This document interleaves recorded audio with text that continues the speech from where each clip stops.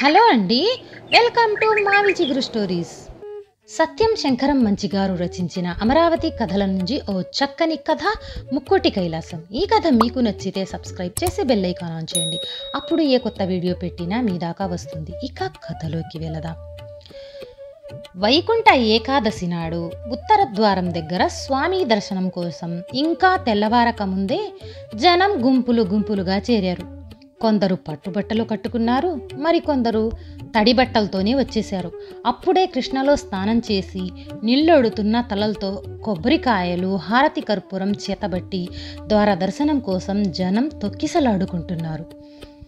భజనలు, స్మరణలు. ఉత్తర ద్వారం తలుపులు మూసి ఉన్నాయి. జనం కిక్కిరిసిపోయున్నారు. ఏమిటయ్యా తోసుకోవటం? మేం 16 నుంచి వచ్చామయ్యా. మేం తెల్లవారుజాము నుంచి కాచుకొని కూర్చున్నామయ్యా. అవతల ఆడంగులు. కళ్ళు కనిపించటం లేదా? ఓయ్ అబ్బా, మాకు ఉన్నాయి లేవయ్యా ఆడంగులు. ఓహోల్ ఆహాల్. ఇంకా తెరపరేవయ్యా తలుపులు. జనం పెరిగిపోతున్నారు. కాళ్ళు తొక్కుకుంటున్నారు, డొక్కల్లో పొడుచుకుంటున్నారు. ఎత్తైన ఉత్తర ద్వారం తలుపులు మూసే ఉన్నాయి. క్షణ క్షణానికి పెరిగిపోతున్న జనం మధ్యన ఓ ముసల్ది. ఆ ముసలమ్మకి లోపలికి పోవాలని తాపత్రయం. ఆ ముసలమ్మ స్నానం చేసినట్టు లేదు. దాన్ని చూసి అందరూ అసహించుకుంటున్నారు. ఆవిడ ఎంత ముందుకు పోవాలనుకుంటుందో అంత వెనక్కు తోసేస్తున్నారు జనం. తలుపులు తీయండో జనం కేక. కాస్త ఆగండో లోపల నుంచి అర్చకుల కేక. కరణంగారు వచ్చారా? లోపల నుంచి అర్చకులు. మునసుబు గారు వచ్చారా? పెద్దదారు గారి గుమస్తా వచ్చారా? పెద్దశెట్టి గారు వచ్చారా? తలుపులు తీయొచ్చునా? ఉత్తర ద్వారం తలుపులు తెరుచుకున్నాయి. కొబ్బరికాయలు ఫెడీల్ ఫెడీల్మని పగిలాయి. కర్పూర హారతులు వెలిగాయి. జేగంటలు, శంఖాలు కలిసి మోగాయి. జనం తొక్కుకుంటూ తోసుకుంటూ విరగబడుతున్నారు. ముసలమ్మని ఇంకా ఇంకా వెనక్కి తోసేస్తున్నారు. స్వామి విగ్రహాలు ఊరేగింపుగా ముక్కోటి మంటపం వైపు బయలుదేరాయి. మళ్ళీ తొక్కిసలాట, కోలాహలం. ముసలమ్మని నుంచోనివ్వరు, కూర్చోనివ్వరు, తోసేస్తున్నారు. విగ్రహాలు బయలుదేరటంతో జనం కూడా స్వామి వెంట బయలుదేరారు. గుడికి ముక్కోటి మంటపానికి మధ్య బారులు తీరిన బిచ్చగాళ్ళు. ఆ రద్దీలో, ఆ తోపిడిలో బిచ్చగాళ్ల పక్కనొచ్చి పడ్డది ముసలమ్మ. విగ్రహాల ఊరేగింపు బిచ్చగాళ్ల మధ్య నుంచి వెళ్ళిపోయింది. ఈ ముసలిముండ ఏడ్నించొచ్చింది? పక్కనున్న బిచ్చగాళ్ళు అసహించుకున్నారు. ముసలమ్మ లేవక చతికిల పడిపోయింది. మాట రావటం లేదు. బారులు తీరిన రకరకాల బిచ్చగాళ్ళు కనిపిస్తున్నారు.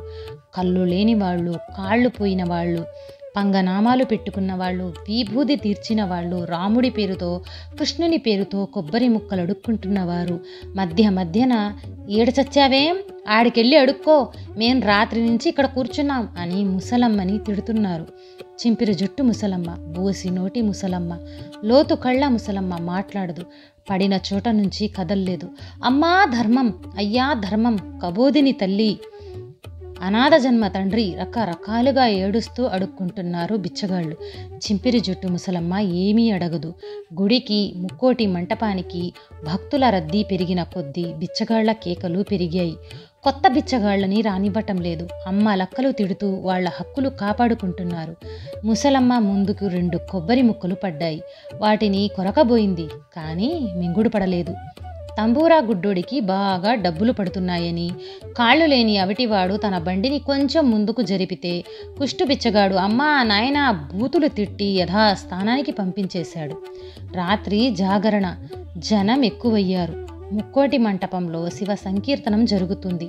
వాళ్లతో పాటు గొంతెత్తి ఏడుస్తూ బిచ్చగాళ్ళు అడుక్కుంటున్నారు. ముసలమ్మ ఉలకదు పలకదు. ఓ రాత్రి వేళ ముసలమ్మ పక్కకి ఒరిగి పడుకుంది. తెల్లవారుతుండగా స్వామి విగ్రహాలు ఊరేగింపుగా తిరిగి దేవాలయంలోకి వెళ్ళాయి. పడుకున్న ముసలమ్మ లేవలేదు.